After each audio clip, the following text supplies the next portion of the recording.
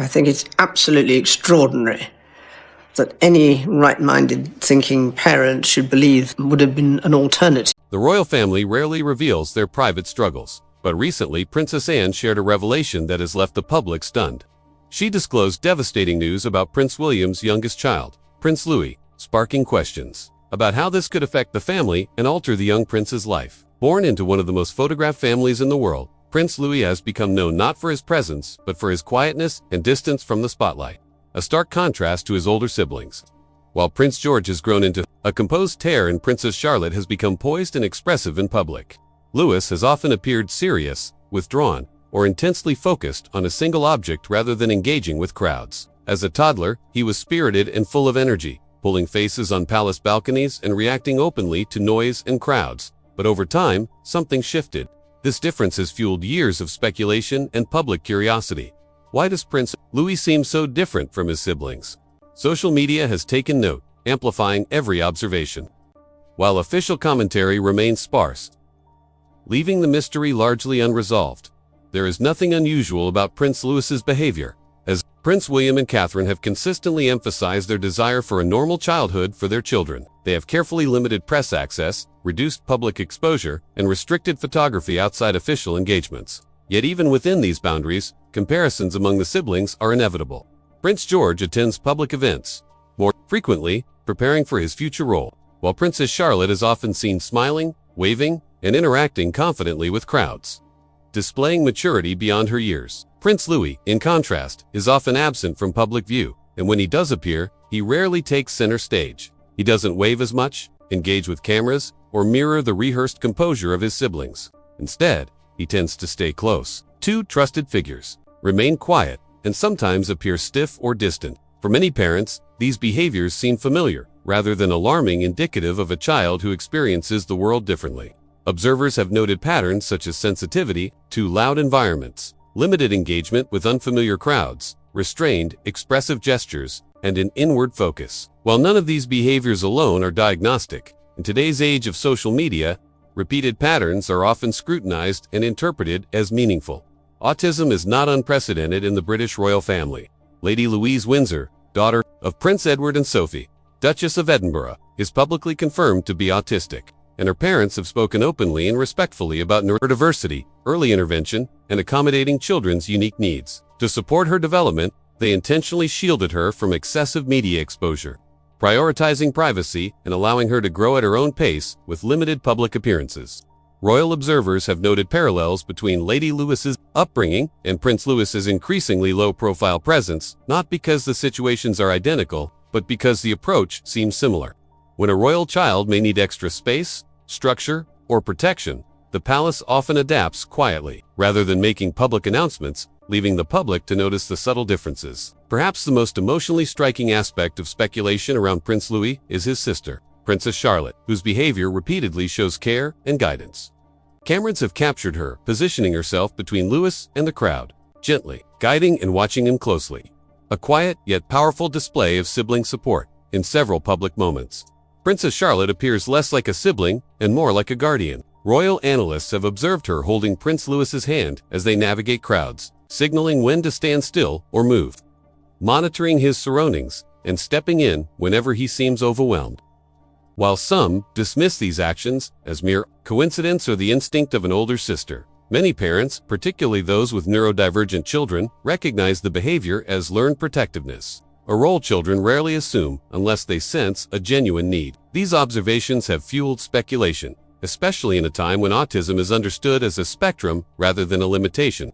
Supporters argue that if Prince Louis were neurodivergent, it would align with Prince William and Catherine's long-standing advocacy for mental health, inclusivity, and child well-being. They have repeatedly emphasized emotional development, early support, and respecting children as individuals rather than imposing expectations. Yet questions remain. Could Louis's calm and careful demeanor hint at something deeper? And how might it compare to past generations of royals? Long before Prince Louis became the quiet enigma of the family, there was a brief, almost forgettable moment that would later take on new significance. A moment from years ago has recently been revisited with very different eyes. A comment attributed to Meghan Markle, a reaction from Catherine, Princess of Wales, and a seemingly harmless phrase that lingered far longer than anyone expected, baby brain. When the story first circulated, it was framed as a social misstep. Meghan, newly pregnant and adjusting to royal life, was said to have joked that Kate had baby brain, a colloquial term for forgetfulness during pregnancy or early motherhood. Reports suggested the comment did not land well, and Kate was reportedly hurt. At the time, it was folded into the larger narrative of tension between the two women and largely buried beneath louder controversies. Yet hindsight has a way of reopening old doors. As speculation about Prince Louis quietly grows, the remark has begun to feel different, leading some to wonder whether baby brain was really what Meghan meant, or merely the closest socially acceptable phrase she could reach in an awkward moment. From the start of her royal life, Catherine has consistently been described as reserved, controlled, emotionally contained, and highly structured, praised for her composure, consistency, and ability to perform flawlessly in public. She is not impulsive, does not improvise easily on camera, and relies on preparation, repetition, and discipline. She follows protocol meticulously and thrives when expectations are clear and variables limited. While these traits are not criticisms, many observers now see them in a new light, noting qualities that, until recently, were rarely discussed in women because autism, especially in females, is often overlooked or misunderstood. Autism in women often does not fit the stereotypical image. For decades, the condition was defined through a male-led social withdrawal, lack of empathy, and obvious communication difficulties. Modern understanding has shifted. Many women on the spectrum are highly functional, deeply empathetic, socially capable, and skilled at masking. Could it be that Meghan Markle saw something different in Catherine? Coming from Hollywood and a world of fast adaptation, improvisation, and emotional openness, Meghan is expressive, reactive, and verbally fluid. In contrast, Kate is structured, controlled, and slow to improvise. If Meghan encountered Kate during pregnancy and early motherhood, she may have interpreted rigidity or overwhelm through the socially safe term, baby brain, a polite euphemism that minimizes perceived differences.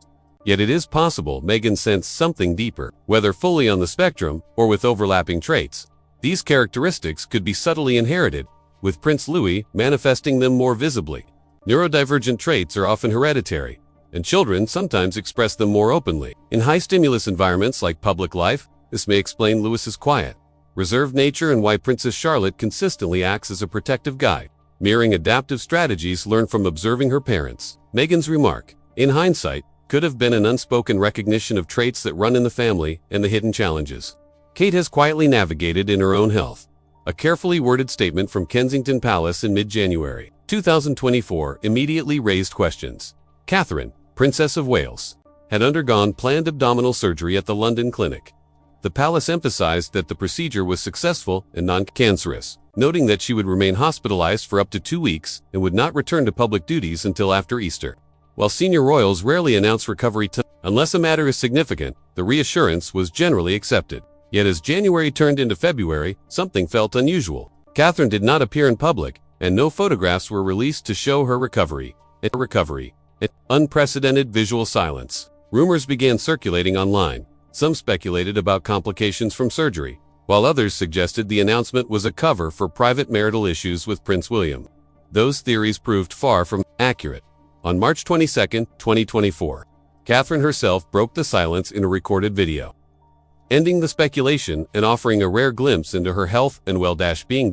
In a recorded message, Catherine revealed that cancer had been found following her surgery and that she was undergoing preventative chemotherapy. She described the diagnosis as a huge shock and spoke candidly about the difficulty of processing the news while still recovering physically from surgery. The palace should remain silent at her request, giving her time to explain privately to her children before making any public statement. Even when she went public, Catherine chose her words carefully. Preventative chemotherapy signaled early detection, but also indicated that the cancer required aggressive treatment. She did not disclose the type, stage, or prognosis, leaving those details private. From late March through the summer of 2024, Catherine remained largely out of public view, as a combination of abdominal surgery and chemotherapy brought unpredictable physical strain, fatigue, and side effects. When she reappeared later that year, she was visibly changed, having lost significant weight, though she maintained her composure. By early 2025, Catherine announced that she was in remission, a term deliberately chosen, meaning the cancer was no longer detectable, but not necessarily cured. Recovery was ongoing, and she continued to manage post-treatment challenges while gradually resuming public life.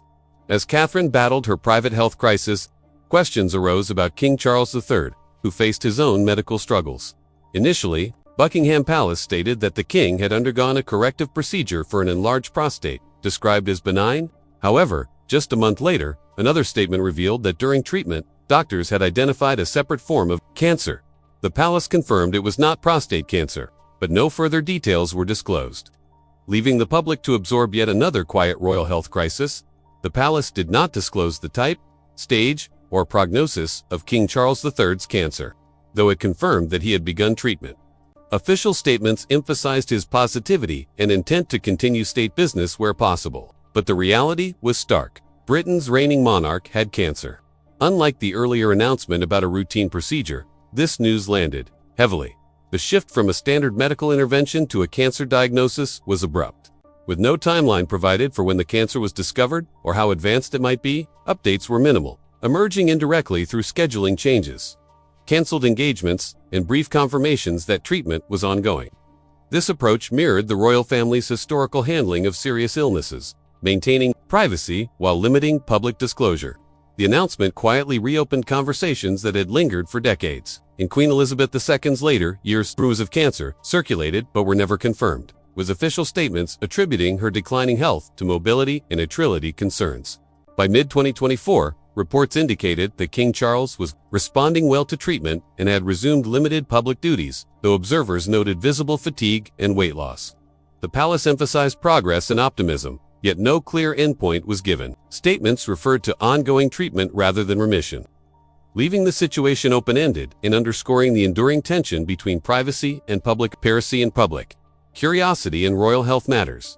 The ambiguity surrounding King Charles III's diagnosis suggested a long-term management approach rather than a finite course of treatment. As 2024 gave way to 2025, the king continued to balance medical care with selective public appearances, maintaining strict privacy about his condition. Whether the cancer will fully recede, remain managed, or shape the later years of his reign remains unknown. What is clear is that the pattern of discovery and disclosure followed a familiar royal approach, identified incidentally, revealed sparingly, and carried privately. With cancer now affecting both sides of the family, questions have emerged about potential hereditary risk for the next generation, a concern that has particularly unsettled Princess Anne, known for her realism and long-term thinking. Within royal circles, illness is never considered in isolation. Its implications for duty, succession, and institutional stability are always part of the calculation. King Charles's diagnosis introduced a hereditary consideration into the royal lineage, while Catherine, Princess of Wales's cancer diagnosis, added further complexity. Both future monarchs' families have now faced serious health challenges relatively early, prompting Princess Anne to weigh the possible long-term consequences for Prince William's children with sobering attention. For Princess Anne, the concern is not only personal but institutional. Known for her focus on continuity, preparation, and the mechanics that sustain the monarchy, she has witnessed abdications, scandals, sudden deaths, and the erosion of public trust. From her perspective, the question is not whether illness could affect Prince William's children, but what would happen if it did, and how such a scenario could cascade through the line of succession. William occupies a uniquely pressured position. He is not just the next king, but the bridge between an aging monarch and a future generation still in childhood. If Catherine were to face prolonged illness, or if one or more of his children were to experience serious health challenges, the cumulative strain could fundamentally compromise his ability to govern effectively. Anne's concern is not that this is likely, but that it is conceivable. Royal history is filled with examples of rulers distracted or constrained by personal and family illness, often relying heavily on regents or advisors. In a modern monarchy that tolerates little prolonged vulnerability at the top, public sympathy can quickly turn into scrutiny, and scrutiny into destabilization. Serious illness in children demands emotional bandwidth, time, and privacy, reshaping priorities and forcing difficult decisions about exposure and duty. For William's young children, George, Charlotte, and Louis, any hint of hereditary vulnerability risks invasive speculation long before they are prepared to navigate it. Internally, the palace must consider the limits of one individual's capacity to absorb strain without affecting the institution itself. For Prince William, the past 2 years have exemplified this tension. While the public sees a composed heir, balancing appearances, charity work, and state responsibilities, behind the scenes he has faced relentless pressure. Catherine's cancer diagnosis following her surgery was not just alarming, it was destabilizing, forcing him to navigate competing imperatives: duty to the monarchy and care for his family. Almost immediately after Catherine's diagnosis, Prince William began stepping back from some public engagements, prioritizing private moments with his wife and children over ceremonial appearances. Each cancellation was not a retreat from duty, but a deliberate effort to protect the family he knew would need him more than the public could understand. The experience brought echoes of his mother's traumatic death, a memory that has shaped how he navigates personal crises under public scrutiny. William understands that grief can be magnified when the world watches, and this insight guided his careful management of Catherine's illness through shielding, private care, and cautious disclosure. Yet this protective strategy comes at a cost. William carries these burdens largely alone. His role as heir demands stability for the monarchy, the public, and the institution itself. But that stability often requires personal isolation. Even siblings, advisors, and household staff offer only limited outlets, bound by distance, historical friction, and protocol. Now, speculation about the health of his own children, Prince George, Princess Charlotte, and Prince Louis, adds a new layer of anxiety. Though they are still young and developing, the possibility that one or more could face serious illness intensifies is already profound. Responsibilities? Observers note subtle signs of fatigue, intensity, and vigilance in his interactions with his children, hinting at the human weight he bears. William's resilience is not the absence of fear, but the careful management of it. In private, he contends with the same emotions any parent might fear: grief, isolation, and longing for connection, yet his choices ripple far beyond his own family, affecting a lineage and institution centuries in the making. Alone with these responsibilities, he balances memories of loss, ongoing health crises within the family, and the immense weight of a future that will rest largely on his shoulders.